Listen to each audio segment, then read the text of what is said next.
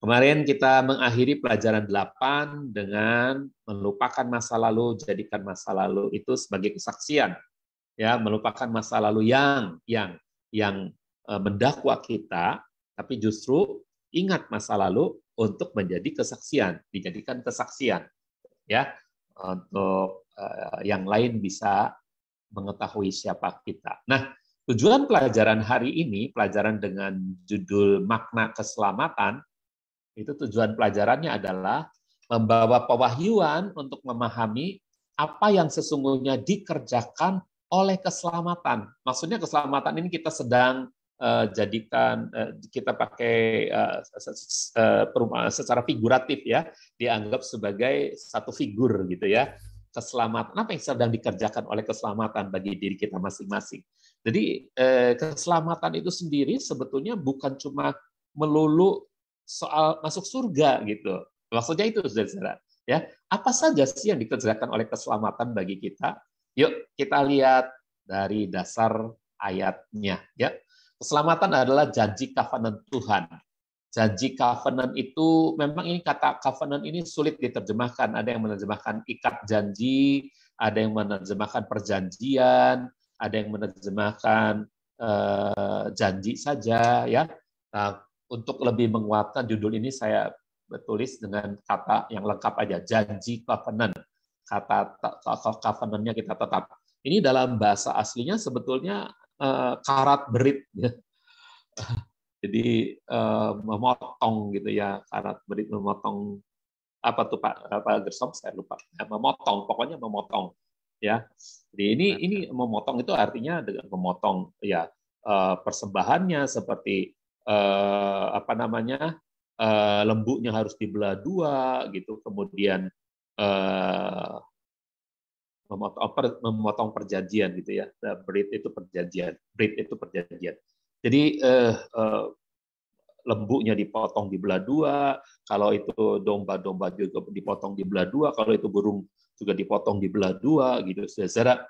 Jadi seperti itu ya, alat persembahannya itu harus dipotong dibelah dua, lalu orang-orang yang berjanjian itu melintas di atasnya, di tengah-tengahnya antara potongan-potongan itu. Nah, itu yang disebut karat berit. Nah, saudara-saudara, dalam Titus 3 ayat 3 sampai 7, Rasul Paulus kembali mengingatkan kita untuk mengingat masa lalu kita. Nah, tadi pelajaran 8 mengatakan lupakan masa lalu, tapi di bagian akhirnya bilang jangan dilupakan, tapi dijadikan kesaksian.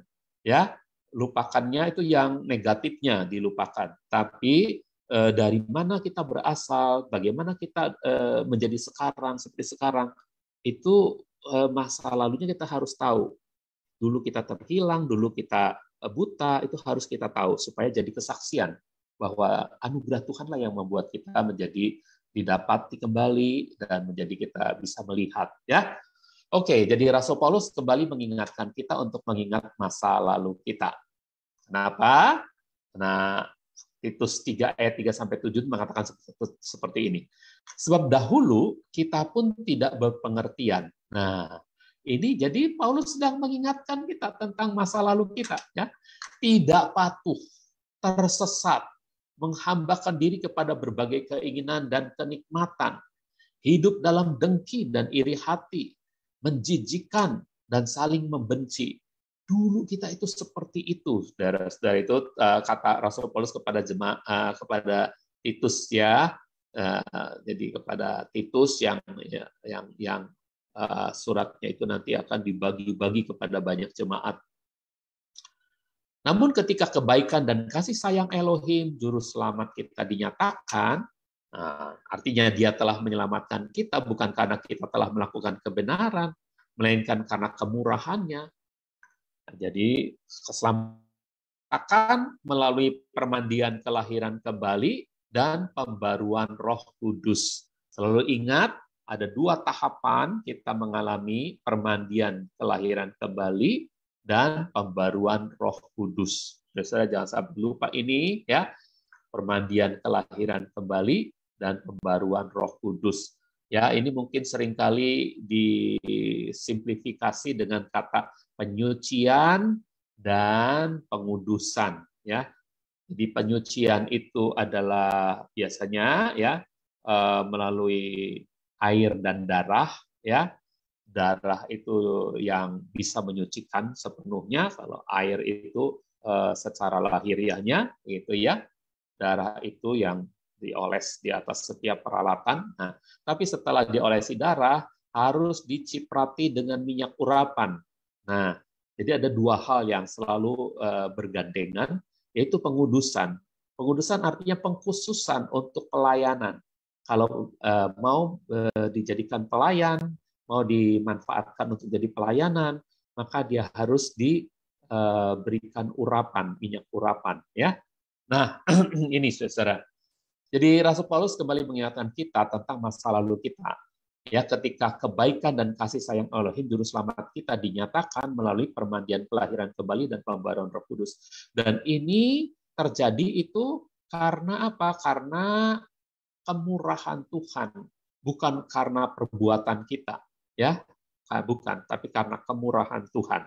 Dalam sekali ini ayat saudaraku, ayat 6 dan 7. Yang telah dia curahkan atas kita dengan limpahnya melalui Yesua HaMasiah, Juru Selamat kita, supaya setelah dibenarkan oleh anugerah, kita dapat menjadi ahli waris berdasarkan pengharapan akan hidup yang kekal.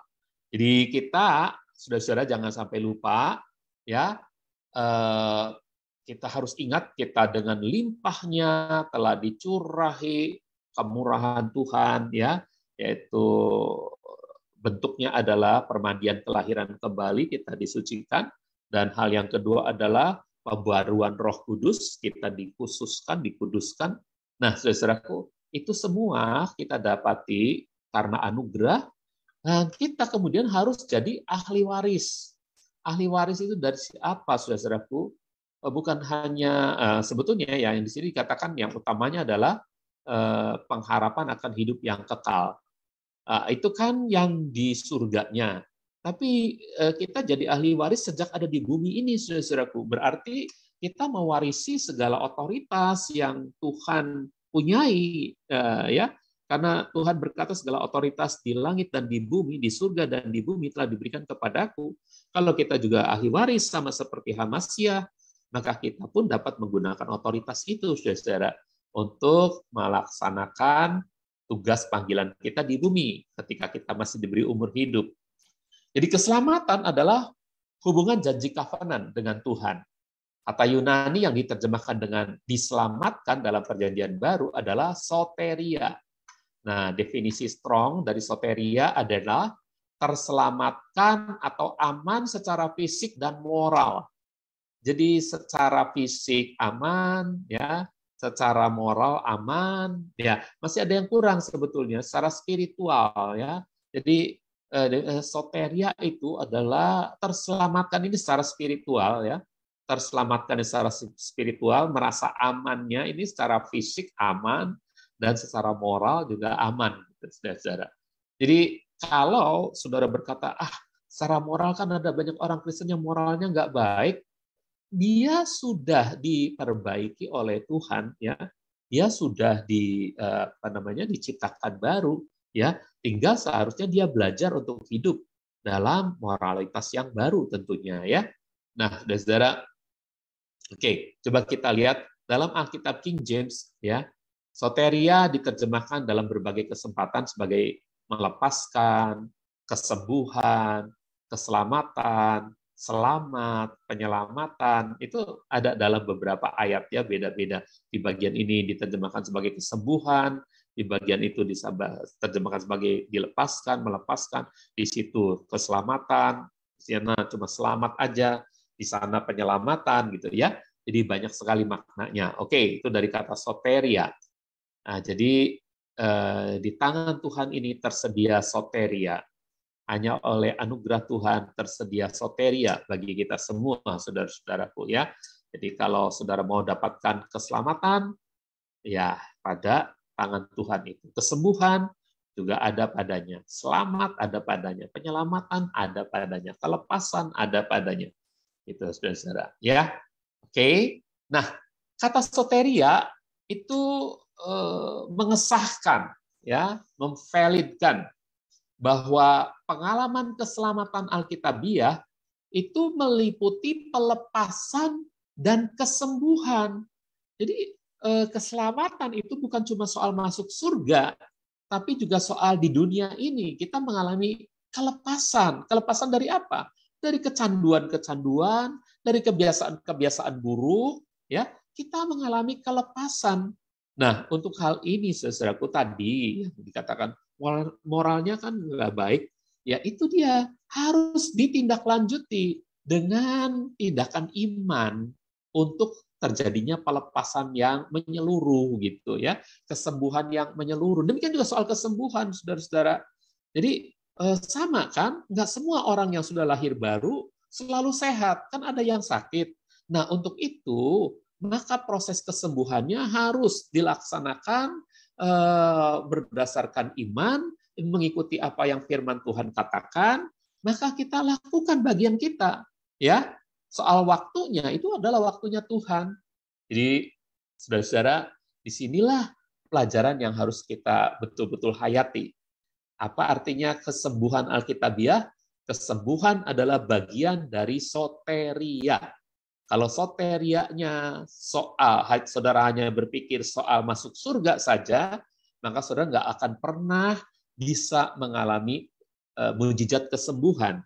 Tetapi ketika saudara percaya bahwa kesembuhan adalah bagian dari soteria, maka saudara akan melakukan bagian yang firman Tuhan katakan menjadi bagian kita, sedangkan Tuhan ketika kita minta, ketika kita cari, ketika kita ketuk pintu, dia akan menjawab kita menjadi bagiannya untuk menyatakan janji covenant-nya bagi kita tentang kesembuhan.